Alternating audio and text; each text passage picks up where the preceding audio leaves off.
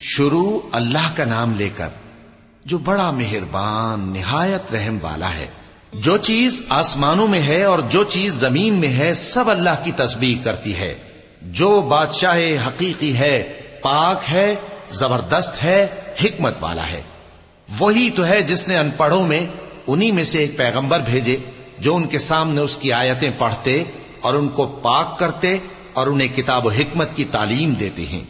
اور اس سے پہلے تو یہ لوگ کھلی گمراہی میں تھے، اور ان میں سے اور لوگوں کی طرف بھی ان کو بھیجا ہے جو ابھی ان مسلمانوں سے نہیں ملے، اور وہ غالب ہے، حکمت والا ہے۔ یہ اللہ کا فضل ہے، جسے چاہتا ہے عطا فرماتا ہے، اور اللہ بڑے فضل کا مالک ہے۔ جن لوگوں کو تورات کا حامل بنایا گیا پھر انہوں نے اس کے حامل ہونے کا حق ادا نہ کیا، ان کی مثال گدھے کی سی ہے جس پر بڑی بڑی کتابیں لدی ہوں۔